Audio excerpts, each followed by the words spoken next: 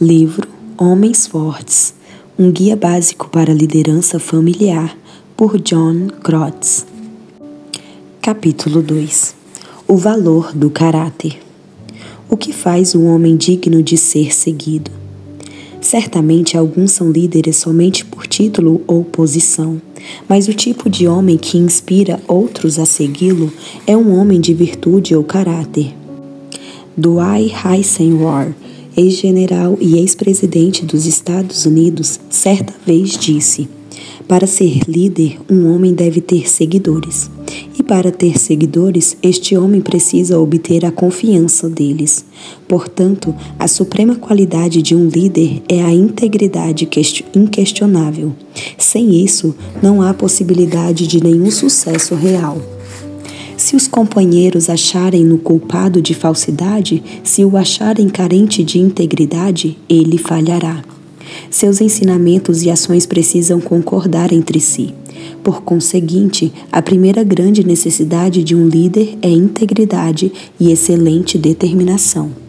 A despeito do fato de que muitos líderes procuram menosprezar a importância do caráter na vida particular de uma pessoa, certamente aquilo que um homem é em sua privacidade afeta profundamente sua vida pública.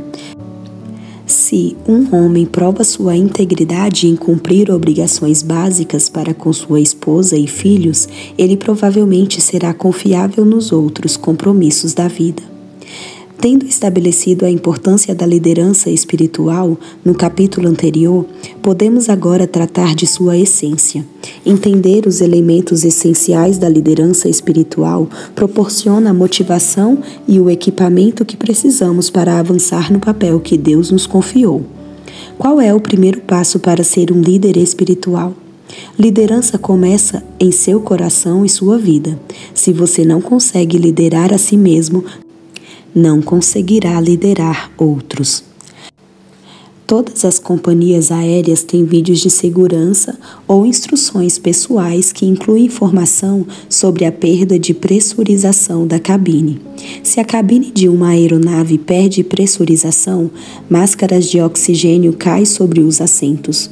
Os pais são orientados a primeiramente colocarem suas próprias máscaras antes de arrumar a colocação das máscaras de seus filhos. Um pai ou uma mãe que desmaia na tentativa de colocar a máscara em seu filho não será de ajuda para si mesmo ou para a criança. Esta ilustração é também uma verdade na liderança familiar. Você precisa antes cuidar de seu coração e de sua vida para estar pronto a liderar sua família. David Vaughan, em seu livro Os Pilares da Liderança, faz a observação perspicaz de que a verdadeira liderança é muito mais profunda que qualquer influência ou vantagem. Entretanto, pode trazer tanto uma como a outra. Não é primariamente o que um homem faz, mas o que ele é. Não a sua influência, mas seu caráter. Enquanto o caráter meramente possa parecer simplista ou superestimado como base da liderança, para líderes espirituais não há outro lugar por onde começar. J.R. Miller, um devotado pastor do século XIX, expressou com simplicidade: o marido tem sua parte. Ele deve ser um bom homem. Nenhum homem está preparado para ser marido. Se não for um bom homem, ele não precisa ser importante, nem rico, nem brilhante, nem inteligente, mas tem de ser bom, ou não é digno de ter a dócil, confiável e terna vida de uma esposa sob seus cuidados. Existem ao menos 3 simples razões pelas quais um caráter piedoso é o primeiro componente da liderança espiritual. Primeiro, Jesus ensinou: raiz produz fruto, Mateus 7, 15 a 20. Este conceito é verdadeiro tanto na sua vida como na sua família. Um coração voltado para o Senhor será manifestado em uma vida voltada para Deus. Sua santidade vai produzir frutos em sua esposa e filhos. Segundo, se o seu exemplo diferir de suas palavras, sua família seguirá o seu exemplo. As pessoas não seguem líderes aos quais não respeitem. Você pode fazer-se eloquente em dizer a seus filhos que Jesus é a prioridade na vida, Mas, se eles o virem faltando à igreja em 3 de cada 4 domingos, a fim de ter divertimento, suas palavras parecerão fingidas. Não apenas os pregadores têm de praticar o que pregam, dizer, faça o que eu digo, mas não faça o que eu faço. Não inspirará o coração de sua esposa e filhos. A terceira razão pela qual um caráter piedoso é a base da liderança espiritual é que pessoas foram criadas para imitar.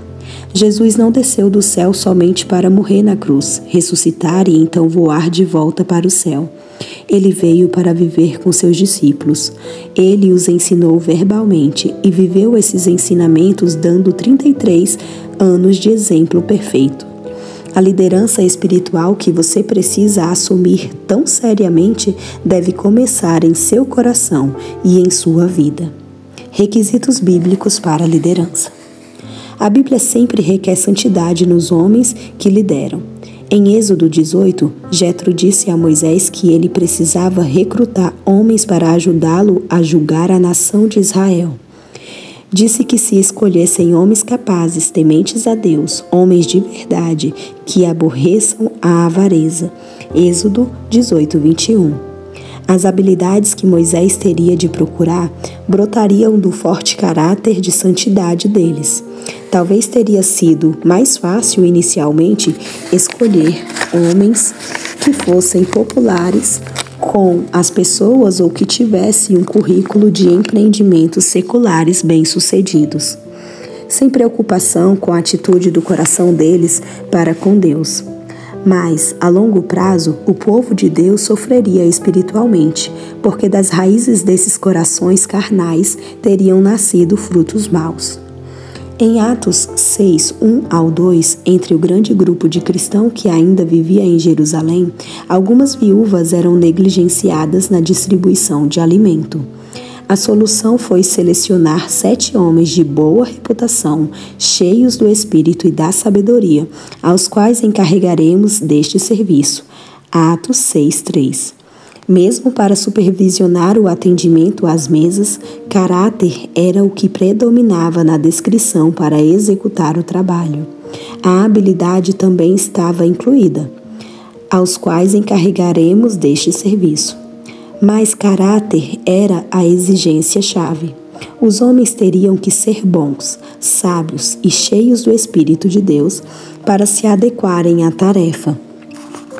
As qualificações bíblicas para os oficiais da igreja, presbíteros e diáconos contêm vários requisitos de virtudes: sobriedade, autocontrole, gentileza e desapego ao dinheiro. E ainda contém outros requisitos sobre habilidades específicas. Veja 1 Timóteo 3 e Tito 1. As duas listas, contudo, incluem ou começam com a qualificação irrepreensível. Se outros puderem apontar uma falha moral visível na vida de um homem, então ele não é irrepreensível e não estará capacitado a servir em nenhum desses ofícios. Como pastor, dê-me 2 ou 3 homens santos para liderarem a igreja comigo, em vez de 5 ou 6 experimentados líderes seculares de integridade questionável. Como é verdadeiro em políticos, também o é em todos os líderes. Não importa o quanto uma pessoa promete, se não tem caráter para manter sua palavra, a maior dádiva que você pode dar à sua esposa e filhos é sua santidade pessoal. Ainda que não seja um padrão perfeito, esta postura deve ser consistente com um crescimento em santidade. O âmago de um caráter piedoso. Você não pode levar sua família a seguir Jesus, se pessoalmente não é um seguidor de Jesus. Você já chegou a uma posição em sua vida onde parou de confiar em si mesmo e em sua própria bondade para ter um correto relacionamento com Deus? A única maneira de uma pessoa ser verdadeiramente perdoada e justificada perante o Senhor é pela fé no Senhor Jesus Cristo. Ele obedeceu perfeitamente às leis de Deus e morreu na cruz como sacrifício substitutivo pelos pecadores. 3 dias depois que Deus o ressuscitou da morte, e ele oferece perdão a todos que invocarem seu nome. A Bíblia diz: o salário do pecado é a morte, mas o dom gratuito de Deus é a vida eterna em Cristo Jesus, nosso Senhor. Romanos 6:23. Você começa a ser um líder espiritual quando deixa seu pecado e se apega a Cristo. Disciplinas espirituais. É sempre difícil para um atleta conseguir fazer sucesso após ter permanecido sem treinar, enquanto tentava conseguir um contrato melhor. Ele pode ter obtido a melhor performance como amador, mas depois de passar algum tempo sem treinamento, sua precária condição física e a falta de conhecimento das táticas do time impedirão o seu sucesso. Infelizmente, o mesmo pode ser dito dos líderes familiares. Muitos homens procuram liderar suas famílias, mas agem como desportistas que aguardam uma oferta melhor. Sim, eles creem em Cristo, mas ou são crentes neófitos, malnutridos, ou são muito ocupados com as coisas do mundo, para progredirem seriamente em maturidade cristã. Sua falta de tempo para o treinamento impede sua liderança espiritual. Paulo nos diz que o caminho para crescer em maturidade é gastar tempo treinando no ginásio de Deus. 1 Timóteo 4, 7-8 diz: mas rejeita as fábulas profanas e de velhas caducas. Exercita-te pessoalmente na piedade, pois o exercício físico para o pouco é proveitoso, mas a piedade para tudo é proveitosa, porque tem a promessa da vida que agora é e da que há de ser. A palavra grega traduzida por exercida deu origem ao nosso vocábulo ginásio. Precisamos nos utilizar dos meios que o Espírito Santo usa para desenvolver o caráter piedoso em nós. Consideremos 3 disciplinas espirituais básicas. Primeira, leitura bíblica. Como leite para um bebê, assim é a Bíblia para o cristão.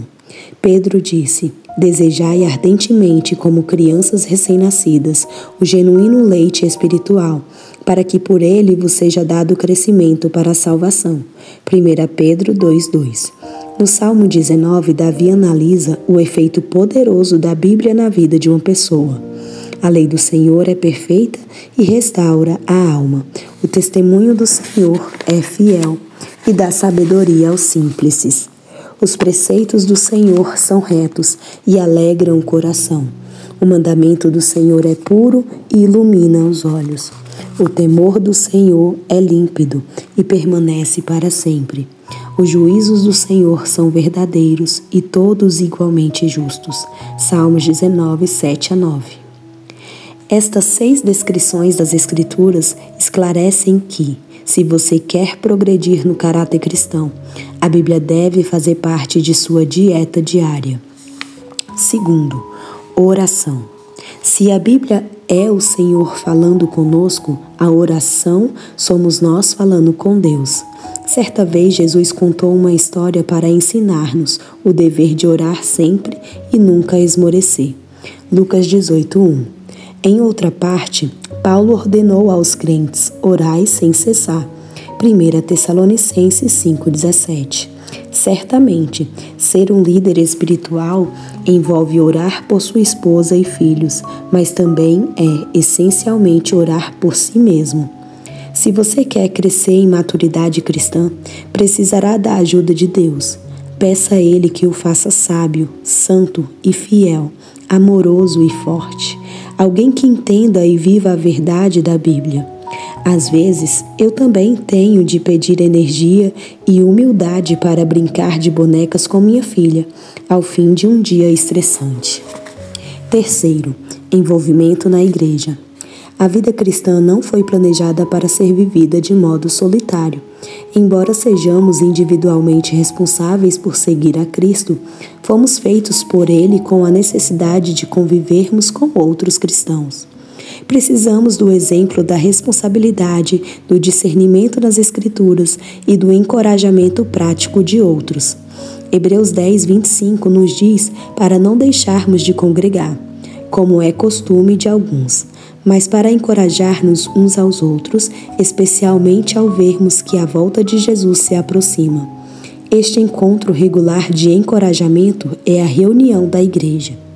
Uma das coisas mais importantes que você pode fazer para crescer em santidade é ser membro ativo de uma igreja onde a palavra de Deus é fiel, pregada e vivida. Se você não estiver ligado a outros na família da igreja, todo o seu entendimento prático do papel de marido estará minado. Ainda que alguns objetem que o sério envolvimento na igreja toma o tempo da família, seu avanço em maturidade cristã realmente intensificará cada momento em que vocês estiverem juntos. Embora seja possível exceder-se no tempo dedicado à igreja, o problema mais típico é não se envolver-se. Não é tão exagerado dizer que se você pratica estas disciplinas fielmente, provavelmente já está progredindo como líder espiritual. Contudo, se você não exercita constantemente no ginásio de Deus, poderá ler todos os manuais de como ser um bom marido e pai, e ainda assim falhar como líder espiritual. Aquele que espera um cargo ideal para começar a praticar aquilo que já aprendeu não é um líder eficiente. Você pode ser capaz de liderar sua família já na categoria amador, mas dificilmente será tão nobre quanto na grande categoria profissional, de avanço do reino de Cristo nesse mundo. Um ex-líder militar e ex-presidente dos Estados Unidos, Ted Roosevelt, disse: "Antes que um homem possa disciplinar outros homens, precisa demonstrar sua habilidade em disciplinar a si mesmo. Antes de ser-lhe permitido comandar a comissão, ele precisa evidenciar o domínio de seu próprio caráter. Depois olhe para o trabalho de suas mãos. Ouça as palavras de sua boca. Pelos seus frutos o conhecerá. As forças armadas podem procurar por alguns homens bons, mas o Senhor está buscando homens bons e piedosos para liderar a si mesmo em santidade e assim estarem preparados para levar sua esposa, filhos, igreja e sociedade à santidade. Você se comprometerá, pela graça de Deus, a ser um desses homens? Você dedicará seu coração a Jesus Cristo? Você se exercitará no ginásio de Deus para crescer em maturidade cristã? Deus o ajudará. Os homens de Deus em sua igreja o ajudarão. Você poderá fazê-lo pela graça de Deus e para a glória de Deus. E assim terminamos mais um capítulo desse livro. E se você ainda não é inscrito, se inscreva, compartilha, curte aí se você gostou da leitura, deixe aí seu comentário do que você está achando. Um abraço e até o próximo capítulo.